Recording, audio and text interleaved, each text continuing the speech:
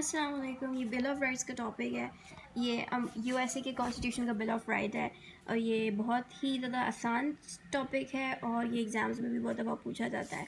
लेकिन कई सारे स्टूडेंट को ये बिल ऑफ राइट काफ़ी मुश्किल लगता है, लेकिन जब आप ये वीडियो देखोगे तो आपको ऑटोमेटिकली बिल ऑफ राइट का टॉपिक सबसे आसान लगेगा।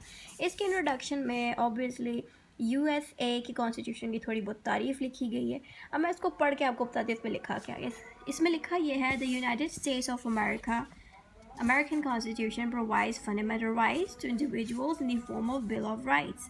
यह कहना ये चाह रहे हैं कि जो अमेरिका का जो कॉन्स्टिट्यूशन है उसके कॉन्स्टिट्यूशन के अंदर फंडामेंटल राइट्स जो हैं वो मौजूद हैं, लेकिन वो जो फंडामेंटल राइट्स हैं वो बिल ऑफ राइट्स की शक्ल में मौजूद है। बिल ऑफ राइट्स से मुराद ये है कि जो बिल ऑफ राइट्स हैं वही एक्चुअली फंडामेंटल राइट्स हैं, लेकिन इसकी जो बिल ऑफ राइट्स हैं ये थोड़े मुख्तलिफ हैं as compare to fundamental rights.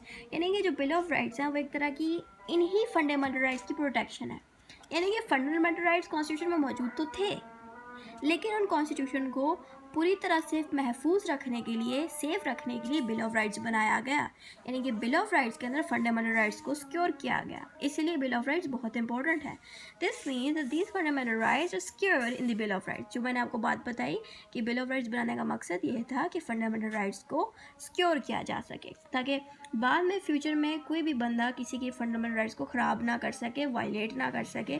कल को कोई भी बंदा किसी के फंडामेंटल राइट्स को वायलेट करेगा तो वो बिल ऑफ राइट्स का रेफरेंस दे के अपने राइट्स को दोबारा से हासिल कर सकता है। These Bill of Rights were not mentioned in the original Constitution.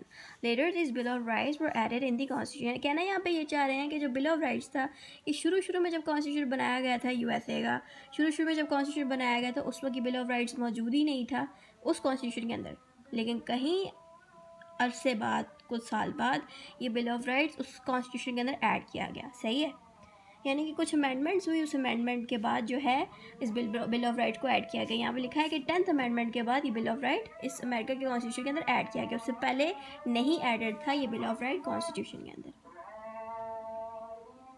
The Bill of Rights were proposed is this year and ratified in this year। यहाँ पे कहना ये चाह रहे हैं कि जो बिल ऑफ राइट्स है वो इस साल के अंदर जो है बनाया गया, और रेटिफाई का मतलब है कि जब वो बिल ऑफ राइट इस साल के अंदर बना दिया गया तो इस साल के अंदर उस बिल ऑफ राइट को कंफर्मेशन मिल गई, यानी कि सिग्नेचर वगैरह सबने उस पर कर दिया कि हाँ ठीक है भाई ये बिल ऑफ राइट ठीक है, बिल ऑफ राइट अब इसको कॉन्स्टिट्यूशन के अंदर आप डाल दो।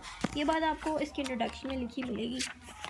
अब दूसरे पेज पे आते हैं तो दूसरे पेज पे हमें मिलती है history of bill of rights USA constitution. का मतलब यहाँ हिस्ट्री से यहाँ पे बुरा दी है कि बिल ऑफ राइट्स किस तरह से बनाया गया, बिल ऑफ राइट्स को बनाने का मकसद क्या था, क्यों ये बनाया गया, ये सारी चीज़ें आपको इस हिस्ट्री में मिलेगी। यहाँ पे लिखा है the constitutional convention start in May 1787। इस पहली लाइन से ही आपको समझ आ जाना चाहिए जो कॉन्स्टिट्यूशन कन्वेंशन जो थी। अब कन्वेंशन होती क्या है, मैं आपको सीधा बात बता दूं कि कन्वेंशन एक जगह होती है, ठीक है, जहाँ पे बहुत सारे बेहतरीन लॉयर्स या ऐसे लोग आ जाते हैं जिनको लॉ की समझ होती है, जिनको लॉ की नॉलेज होती है, वो सारे लोग इकट्ठे हो जाते हैं और कॉन्स्टिट्यूशन को बनाते हैं, लॉज को बनाते हैं। उस जगह को हम कन्वेंशन कहते हैं, ठीक है। अब मई 15 1787 में एक कन्वेंशन बनाई गई थी। वो कन्वेंशन किस लोकेशन में बनाई गई थी? वो कन्वेंशन फिलाडेल्फिया में बनाई गई थी। फिलाडेल्फिया एक लोकेशन है, एक जगह है यूएसए की, ठीक है। उस यूएसए के एक लोकेशन फिलाडेल्फिया में जो कन्वेंशन बनाई गई थी, जहाँ पे वो बहुत सारे लॉयर्स और डिफरेंट हाई क्वालिफाइड लोग बैठे थे जिन्होंने मिल के कॉन्स्टिट्यूशन के ऊपर बातचीत की कि भाई कॉन्स्टिट्यूशन में क्या क्या चीज़ें होनी चाहिए, क्या क्या चीज़ें नहीं होनी चाहिए। तो उस फिलाडेल्फिया के कन्वेंशन के अंदर 12 स्टेट से, यानी कि जो अमेरिका की जो 12 स्टेट्स थी, 12 स्टेट में से जो लोग थे वो सारे के सारे फिलाडेल्फिया में आए थे, और वहाँ पे आने के बाद उन्होंने जो है ह्यूमन राइट्स के ऊपर बातचीत की, ठीक है।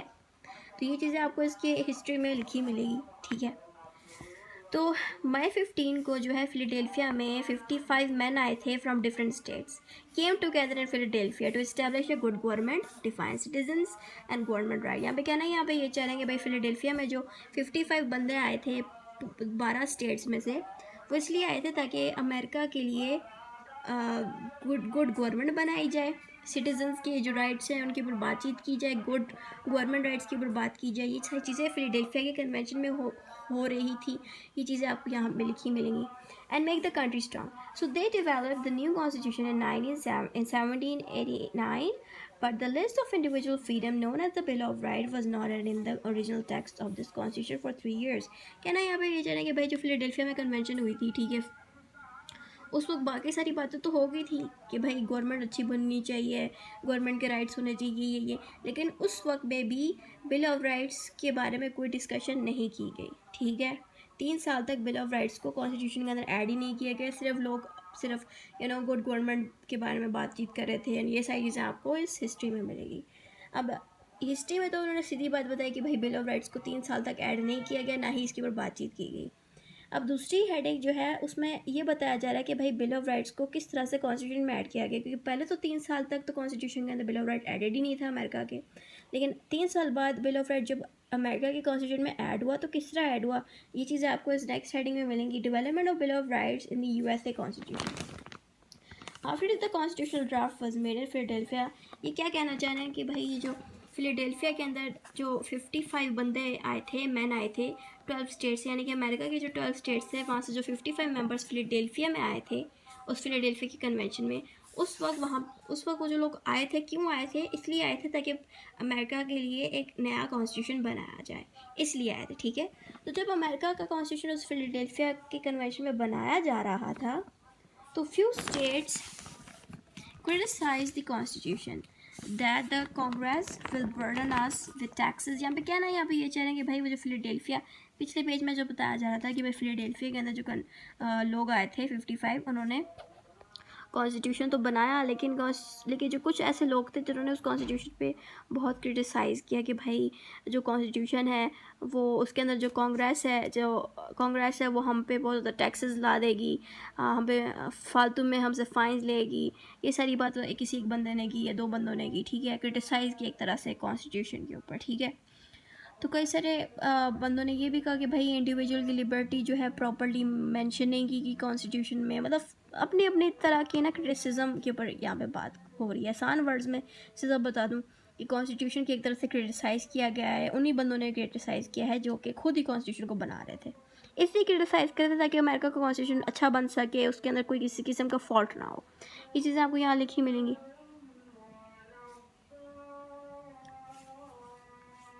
Congress will burden us with taxes and so few states have ratified the constitution but other remaining states did not ratify। यहाँ पे कहना ये चाह रहे हैं कि भाई क्रिटिसाइज कुछ स्टेट्स ने जिन्होंने क्रिटिसाइज़ किया, जिन्होंने क्रिटिसाइज़ किया उन्होंने उस कॉन्स्टिट्यूशन को रेटिफाई नहीं किया। रेटिफाई का मतलब ये कि साइन करके अप्रूवल नहीं दिया। लेकिन जिन लोगों ने क्रिटिसाइज़ नहीं किया है, जिनको वो कॉन्स्टिट्यूशन अच्छा लग रहा था, सही लग रहा था अमेरिका के लिए, तो उन लोगों ने उस कॉन्स्टिट्यूशन को रेटिफाई कर दिया, यानी कि साइन कर दिया। तो यहाँ भी ये कह रहे हैं कि कुछ स्टेट्स ने, 12 स्टेट्स थी ना, 12 स्टेट के लोग आए हुए थे ना, तो उन 12 स्टेट में से कुछ स्टेट ने उस कॉन्स्टिट्यूशन को रेटिफाई कर दिया, यानी कि अप्रूवल दे दिया कि ये ठीक है, ये अच्छा है, और कुछ स्टेट्स ने उसको रेटिफाई नहीं किया, उस कॉन्स्टिट्यूशन को रेटिफाई नहीं किया। ये बात आपको यहाँ लिखी मिलेगी। Because they wanted their rights fully secured. क्यों नहीं रेटिफाई किया? क्योंकि वो जो लोग रेटिफाई इसलिए नहीं किया ताकि उनके जो राइट्स हैं वो प्रॉपरली सिक्योर्ड हो, क्योंकि उन लोगों को लग ये रहा था, जिन लोगों ने क्रिटिसाइज़ किया उनको लग ये रहा था कि उनके जो राइट्स थे वो प्रॉपरली सिक्योर्ड नहीं थे, इसलिए उन्होंने उस कॉन्स्टिट्यूशन को रेटिफाई नहीं किया। ये वजह थी। तो अब इस मसले को हल कराने के लिए क्या किया गया कि भाई जिन लोगों ने रेटिफाई नहीं किया, जिन स्टेट्स ने रेटिफाई नहीं किया, अब उस मसले से निकलने का क्या तरीका था? तो जो जेम्स मेडिसन था, जेम्स मेडिसन कौन था? ये भी एक बंदा था जो कि उस कन्वेंशन में आया हुआ था। ठीक है, तो James Madison known as the father of the constitution wrote down the amendments that would address this rights. यानी कि जिन राइट्स के ऊपर बात हो रही थी कि भाई इन राइट्स को प्रोटेक्ट नहीं किया गया, और इसी के ऊपर क्रिटिसिज्म हो रहा था कि भाई ये कॉन्स्टिट्यूशन अच्छा नहीं, कि उसमें राइट्स प्रोटेक्ट नहीं है वगैरह वगैरह। तो जेम्स मेडिसन ने सोचा कि भाई मैं एक ऐसी अमेंडमेंट्स कर देता हूँ कॉन्स्टिट्यूशन के अंदर कि जिसके अंदर राइट्स सिक्योर्ड हो जाए। फिर इसी जेम्स मेडिसन ने ही बिल ऑफ राइट्स को बनाया। ठीक हो गया, तो जब जेम्स मेडिसन ने बिल ऑफ राइट्स को बनाया, अमेंड किया, तो उसने कुछ 12 अमेंडमेंट्स की। 12 अमेंडमेंट्स से मुराद 12 बिल ऑफ राइट्स बनाए। 12 अमेंडमेंट्स की जगह सिर्फ उसके 10 ही अमेंडमेंट्स अप्रूव हुए, यानी कि 10 को ही अप्रूवल मिला, 12 को नहीं मिल सका। सही है, यानी कि उन्हीं 10 अमेंडमेंट्स को रेटिफाई किया गया सारी स्टेट्स ने। जिन स्टेट्स ने डिसअप्रूव किया था उन्हीं स्टेट ने बाद में इस बिल ऑफ राइट्स के बनने से, जो किसने बनाया था? जेम्स मेडिसन ने। जेम्स मेडिसन ने जैसे बिल ऑफ राइट्स बनाया तो जिन स्टेट्स ने डिसअप्रूव किया था कि भाई कॉन्स्टिट्यूशन अच्छा नहीं, जब उनको बिल ऑफ राइट्स कॉन्स्टिट्यूशन के अंदर मिल गया तो उन्होंने कहा वाह ये कॉन्स्टिट्यूशन बहुत अच्छा है, उन लोगों ने भी इस कॉन्स्टिट्यूशन को रेटिफाई कर दिया, यानी कि अप्रूवल दे दिया। किसकी वजह से? जेम्स मैडिसन की वजह से। जेम्स मैडिसन ने क्या किया? बिल ऑफ राइट्स बनाया। बिल ऑफ राइट्स की 10 अमेंडमेंट्स बनाई तो उसने 12 थी, लेकिन उसको 12 में से सिर्फ 10 ही अप्रूव हुई। तो जो 10 अमेंडमेंट्स बनाई हैं, यही 10 अमेंडमेंट्स इसकी बिल ऑफ राइट्स हैं, यानी कि इसी 10 अमेंडमेंट के अंदर बिल ऑफ राइट्स लिखे गए हैं, ठीक है। यानी कि जेम्स मैडिसन ने बिल ऑफ राइट्स बनाया। तो 3 साल बाद इसका जो ये बिल ऑफ राइट है वो कॉन्स्टिट्यूशन के अंदर ऐड हो गया, ठीक है। यहाँ पे लिखा today every sentence word and anything in the bill of rights are considered fundamental rights of people of the USA. यहाँ पे कहना ये चाह रहे हैं कि भाई एक तरह से हिस्ट्री को बता रहे हैं कि भाई जो भी बिल ऑफ राइट्स के अंदर जो भी चीज़ें बनाई गई थी जेम्स मैडिसन ने उस वक्त इसलिए बनाई गई थी ताकि जो भी लड़ाई लगी हुई, क्रिटिसिज्म लगा हुआ है, वो दूर हो जाए और कॉन्स्टिट्यूशन को अप्रूवल मिल जाए। तो जेम्स मैडिसन ने जब बिल ऑफ राइट्स बनाया तो आज के ज़माने में जो अमेरिका का जो कॉन्स्टिट्यूशन है, अमेरिका के जो लोग हैं वो फंडामेंटल राइट्स की बजाय बिल ऑफ राइट्स को ही अपना फंडामेंटल राइट्स समझते हैं। तो ये यहाँ पे बात लिखी गई है, ठीक है। अब नेक्स्ट पेज पे आते हैं। अब नेक्स्ट पेज पे ये है जेम्स मैडिसन, वो जो पीछे जिसका बात बताई जाती थी ना कि जिसने 10 या 12 अमेंडमेंट्स बनाए थे, यही वो बंदा है जिसने वो 10 या 12 अमेंडमेंट बनाए हैं। ठीक हो गया, इसकी तस्वीर है ये। अब इसके बारे में यहाँ पे इंट्रोडक्शन लिखा गया है।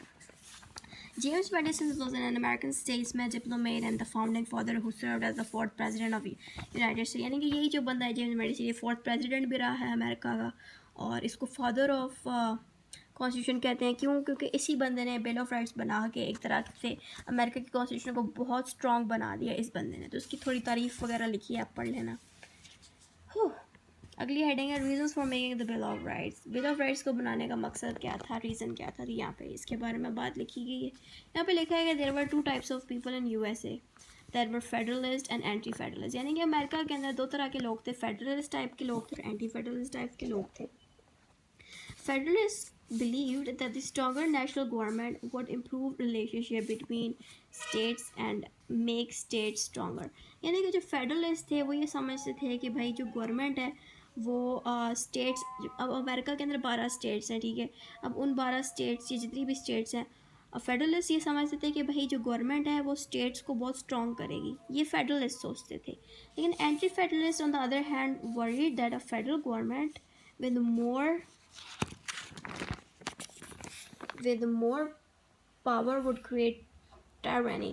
अच्छा, अब जो फेडरलिस्ट थे वो ये सोचते थे कि भाई अगर गवर्नमेंट स्ट्रांग होगी तो वो स्टेट्स को इकट्ठे रखेगी, सही से रखेगी साथ। लेकिन जो एंटी फेडरलिस्ट थे वो ये समझते थे कि भाई अगर गवर्नमेंट स्ट्रांग होगी तो गवर्नमेंट खुद ही एक तरह के अपने आप को किंग समझना शुरू कर देगी, यानी कि गवर्नमेंट अपने आप को पावरफुल समझेगी, किंग समझेगी।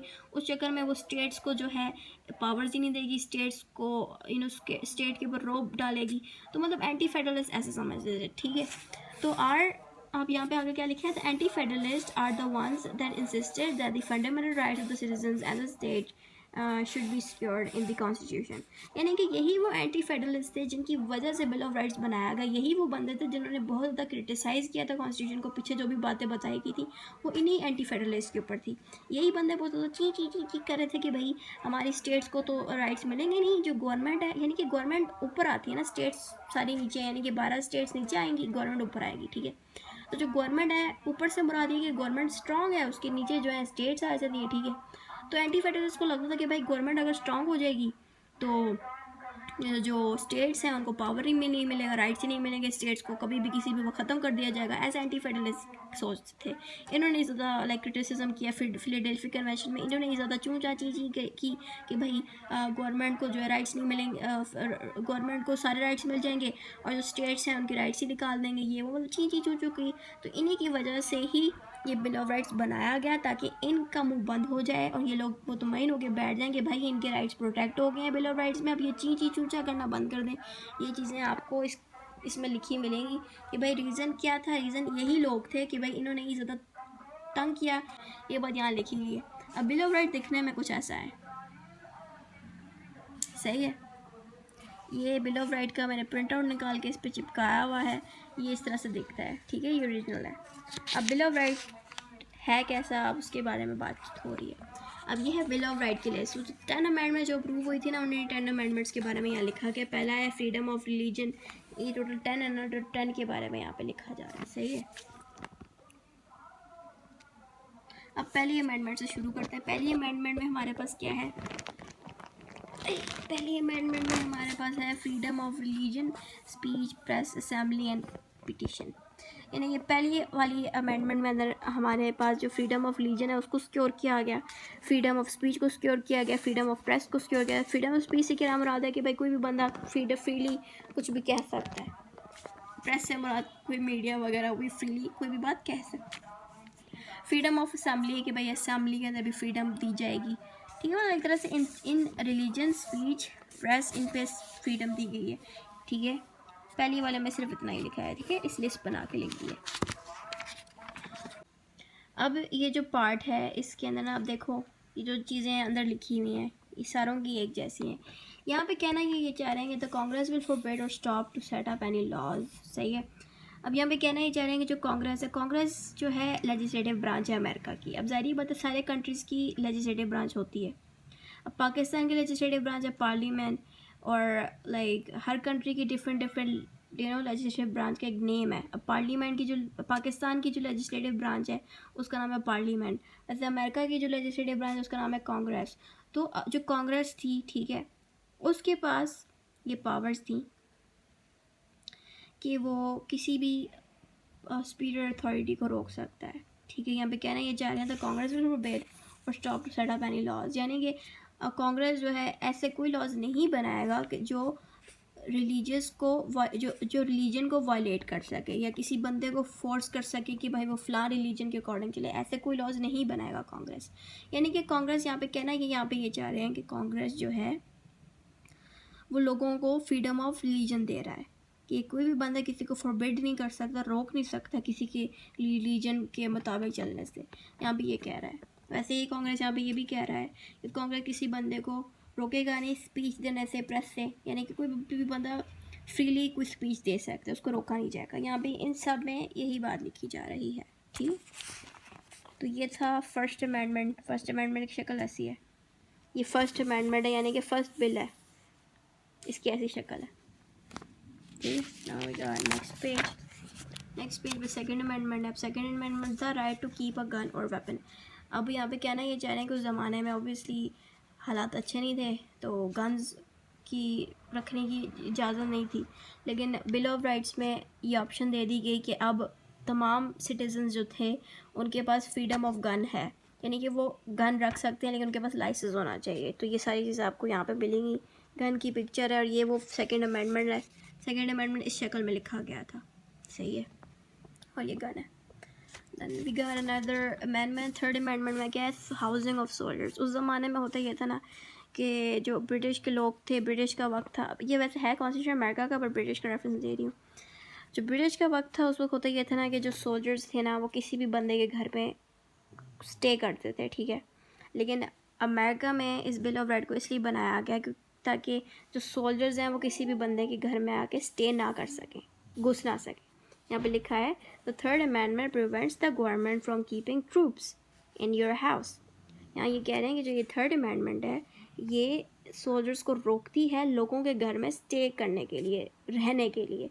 ये बात यहाँ पे लिखी कि आप कोई के जो सोल्जर्स हैं वो लोगों के घर में आके ना रह सकें, ये चीज़ इसमें लिखी है इस अमेंडमेंट में। अगर ये अमेंडमेंट ना होता तो उससे क्या होता कि जो सोल्जर्स हैं वो लोगों के घरों में आके रहते, सही है। लेकिन इस अमेंडमेंट के होने की वजह से, इसके बनने की वजह से जो सोल्जर्स हैं वो लोगों के घर में आके नहीं रहेंगे। ये चीज़ इस अमेंडमेंट के होने से अब हुई है। Then we got fourth amendment. ये फोर्थ अमेंडमेंट है, इस फोर्थ अमेंडमेंट की वर्डिंग्स हैं, सही है। तो फोर्थ अमेंडमेंट में है क्या, the fourth amendment stops the government from unreasonable search and seizure. इसकी हेडिंग में यही लिखा है freedom from unreasonable searches and seizure. Searches and seizure का मतलब ये है कि कोई भी बंदा किसी के, अब ये अमेंडमेंट ये बता रहा है कि कोई भी बंदा किसी के घर में घुस के छान भी नहीं कर सकता, कोई चीज़ें इधर उधर उठा के फेंक नहीं सकता। कहना यहाँ पे ये चाह रहे हैं इस अमेंडमेंट में कि कोई भी बंदा किसी के घर में घुसता है तो उसके पास एक सर्च वारंट होना चाहिए। ये सर्च वारंट ऐसा दिखता है, सर्च वारंट के ऊपर ना जज का सिग्नेचर होता है, ये जज का सिग्नेचर होता है इसके ऊपर, देखो एग्जीक्यूटिव जज का, और ये सर्च वारंट होता है। सर्च वारंट में इजाज़त, ये एक तरह की इजाज़त होती है किसी के घर में घुसने की। तो ये जो फोर्थ अमेंडमेंट है, फोर्थ अमेंडमेंट ये बता रहा है कि आप किसी के घर में घुस नहीं सकते बगैर सर्च वारंट के। अगर आपके पास सर्च वारंट नहीं है, ये वाला नहीं है सर्च वारंट, तो आप किसी के घर में नहीं घुस सकते। तो जब ऑब्वियसली जब ये फोर्थ अमेंडमेंट नहीं आया था तो कोई भी बंदा किसी के घर में घुस जाता था। लेकिन जब ये फोर्थ अमेंडमेंट बना दिया गया, यानी कि ये फोर्थ बिल ऑफ राइट बना दिया गया, इससे हुआ क्या, इससे हुआ ये कि लोगों की प्राइवेसी सिक्योर होगी, लोगों को प्राइवेसी मिलना शुरू होगी। कोई भी बंदा किसी के घर में घुस नहीं सकता। अगर किसी को घुसना है तो उसको सर्च वारंट चाहिए होगा। ये बात इस अमेंडमेंट 4 में लिखी मिलेगी, इस फोर्थ बिल ऑफ राइट में लिखी मिलेगी।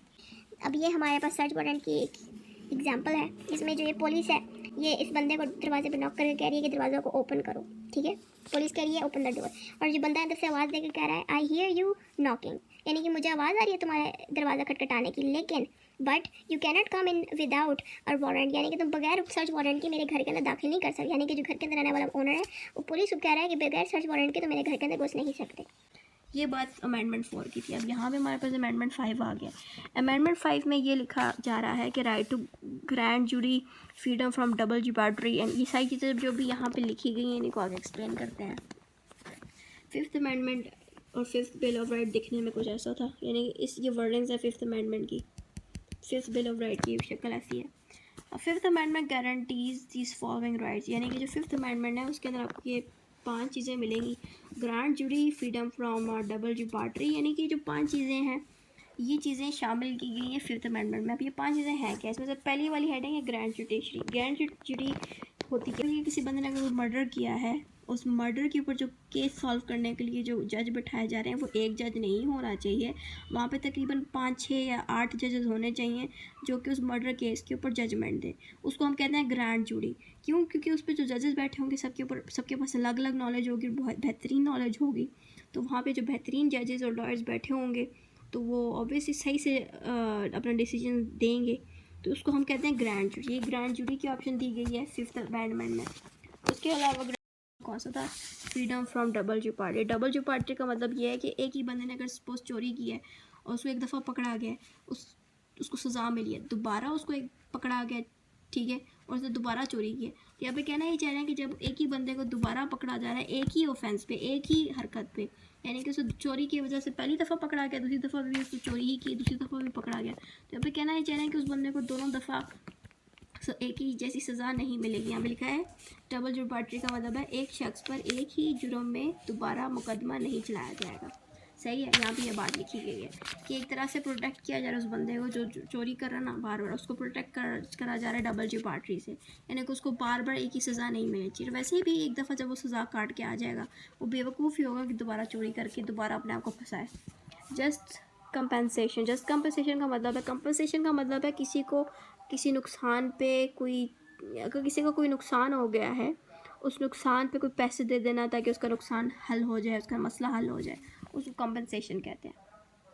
तो कंपनसेशन जस्ट होनी चाहिए, यानी कि कंपनसेशन सही होनी चाहिए। ऐसा ना हो कि आपने किसी बंदे से घर लिया और उसको पैसे देने हैं, अच्छी खासी अमाउंट देनी है, ठीक है, अगर आप उसको पैसे थोड़े दे दो तो वो तो जस्ट नहीं हुआ ना, आपने कम पैसे दे दिए हैं उसको। तो कहना यहाँ पे ये चाह रहे हैं कि अगर आप कुछ भी करते हो, कुछ भी, तो कंपनसेशन जस्ट होनी चाहिए, यानी कि आपने जो पैसा देना है वो मुनासिब होना चाहिए कि अगले बंदे का जो नुकसान हुआ है वो नुकसान उसका ख़त्म हो सके। यहाँ भी ये बात लिखी है, ये भी नोट सब पढ़ोगे तो हर चीज़ खुद ही समझ आ जाएगी। Next self incrimination. Self incrimination का मतलब है इल्ज़ाम, यानी कि जो क्या नाम है, क्रिमिनल्स हैं या जो भी लोग कोर्ट में हाज़िरी देंगे तो उनको सेल्फ इंक्रिमिनेशन की इजाज़त नहीं दी, उनको मतलब कोर्ट उन बंदों पे सेल्फ इंक्रिमिनेशन नहीं करेगी, यानी कि कोर्ट खुद उन पे इल्ज़ाम नहीं लगाएगी। ये बात यहाँ पे लिखी है।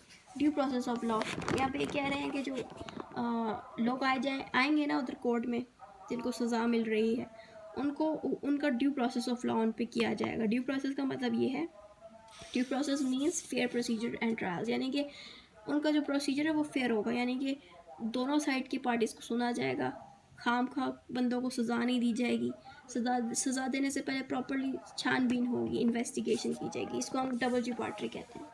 यानी कि जो भी कुछ भी अमेंडमेंट 5 में पढ़ा गया है वो सारा कुछ क्रिमिनल्स के ऊपर है, ये उन लोगों के ऊपर है जो कि कोर्ट के सामने आए हैं, कोर्ट के अंदर आए हैं, ये उन्हीं के ऊपर बातचीत हो रही है। 6 आ गया, अमेंडमेंट 6 यानी कि बिल 6 आ गया।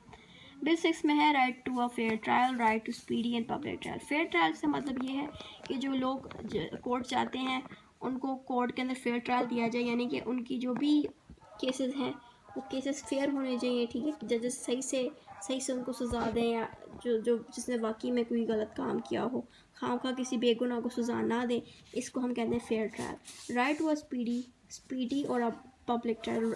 स्पीडी ट्रायल से मतलब ये है कि जल्दी जल्दी उनके केस सॉल्व किए जाएँ, और पब्लिक ट्रायल से मुराद ये है कि ऐसे ट्रायल होना चाहिए। ट्रायल का क्या मतलब है कि केस के अंदर बैठे हुए हैं लोग, जजेस बैठे हुए हैं, वकील हैं और लोग बैठे हुए हैं, उसको हम ट्रायल कहते हैं। ट्रायल यानी कि बहुत सारे लोग बैठे हुए हैं कोर्ट में, जज मुकदमा सुन रहा है, और इस सब को हम ट्रायल कहते हैं। तो कह रहे हैं कि पब्लिक ट्रायल से मुराद ये है कि लोग जो बाहर के लोग हैं वो भी उस केस को देख सकें। तो ये चीज़ें आपको यहाँ लिखी मिलेंगी कि भाई फेयर ट्रायल होना चाहिए, राइट, और जो ट्रायल है वो स्पीडी होना चाहिए, यानी कि फटाफट केस सॉल्व हो, और जो ट्रायल है वो पब्लिक होना चाहिए, यानी कि उस केस के बारे में बहुत सारे लोगों को पता होना चाहिए, बहुत सारे लोग उस केस के अंदर बैठे हों, देख रहे हों कि भाई केस किस तरह से हल हो रहा है।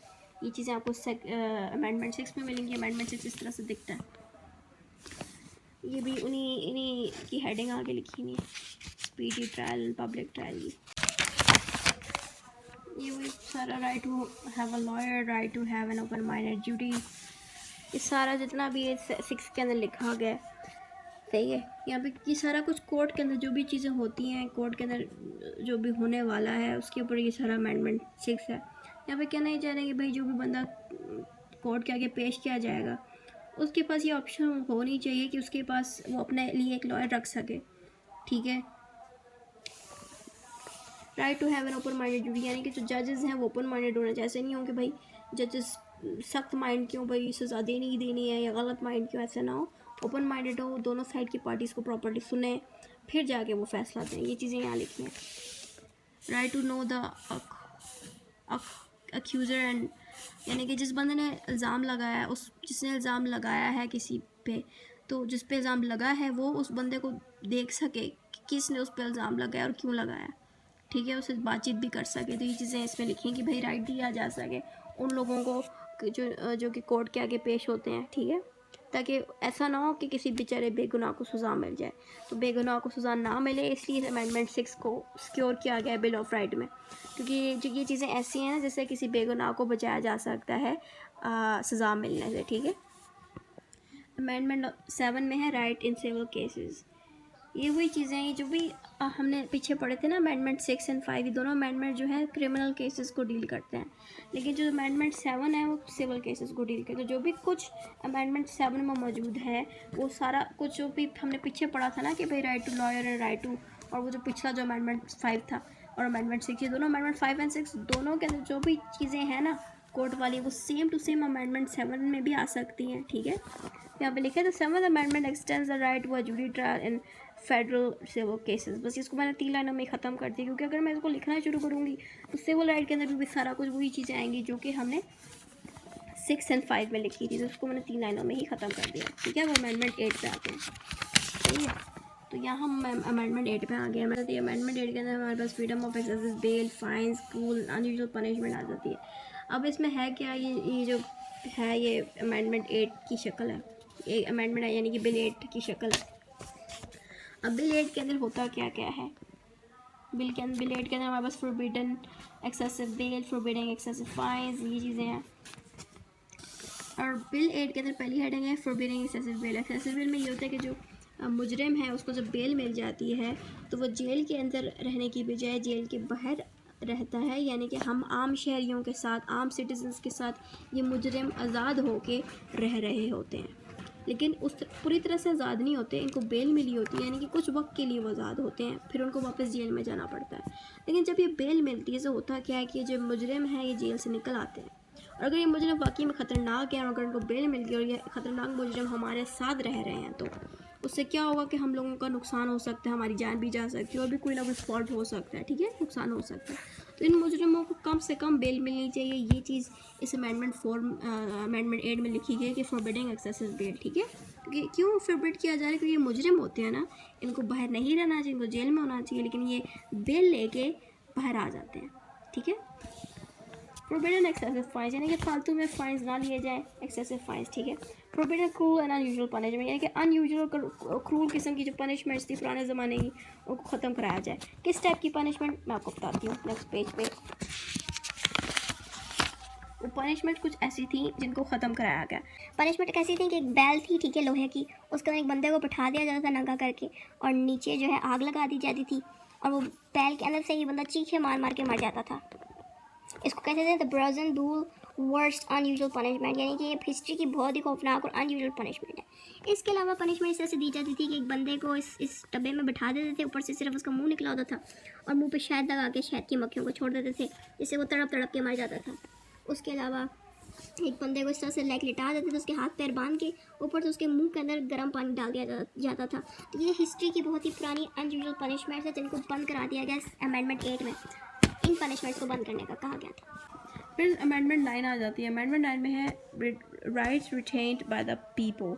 Rights retained by the people से मतलब ये है कि अमेंडमेंट 9 हमें ये बता रहा है कि जो राइट्स जो लोगों के पास हैं वो रिटेन रहेंगे, यानी कि लोगों के पास ही वो राइट्स रहेंगे। किन राइट्स की वो बात कर रहे हैं?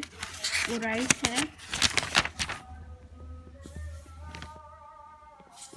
हैं rights to travel, rights to keep a personal matter, right to eat wherever you want, right to go to park. ये वो राइट्स हैं जो कि लोगों के पास रहेंगे, यानी कि वो कहीं भी ट्रैवल कर सकते हैं और वो कहीं किसी भी पार्क में घूमने जा सकते हैं, वो कुछ भी खा सकते हैं, यानी कि जो भी उनके पर्सनल राइट्स हैं वो लोगों के पास सिक्योर रहेंगे। ये चीज़ें आपको अमेंडमेंट 9 में बताई जा रही है। अब आती है राइट्स रिटेन्ड बाय स्टेट, यानी कि जो स्टेट्स हैं, अब वो जो 12 स्टेट्स थी ना, अब जो स्टेट्स हैं उनकी भी जो राइट्स बनती हैं ना, जैसे कि अब नॉर्मल पर्सन की क्या राइट्स है, राइट्स टू ट्रैवल करना, राइट टू जो उनकी पर्सनल राइट है, वैसे ही एक स्टेट्स की जो अपनी राइट्स हैं वो उनके पास रहेंगे, गवर्नमेंट उनमें हाथ नहीं डालेगी। ये चीज़ें अमेंडमेंट 10 में लिखी गई हैं। अमेंडमेंट 10 ये वही चीज़ थी जिसके ऊपर जो एंटी फेडरलिस्ट नहीं थे ना, ची चू कर रहे थे कि भाई हमारे स्टेट्स के राइट तो सिक्योर नहीं रहेंगे, ये वो, तो अमेंडमेंट 10 ने एक तरह से स्टेट्स के राइट्स को भी सिक्योर कर दिया और अमेंडमेंट 9 ने नॉर्मल सिटीजन्स के राइट्स को सिक्योर कर दिया। ठीक हो गया बिल ऑफ राइट में, सही है। अगर वीडियो अच्छी लगी तो आप कमेंट कर दें, अगर नहीं अच्छी लगी तो भी कमेंट कर दें और बताएं कि कौन कौन सी चीज़ें मुझे बतानी चाहिए वीडियो में, कौन सी चीज़ें नहीं बतानी चाहिए वीडियो में। अल्लाह हाफिज़।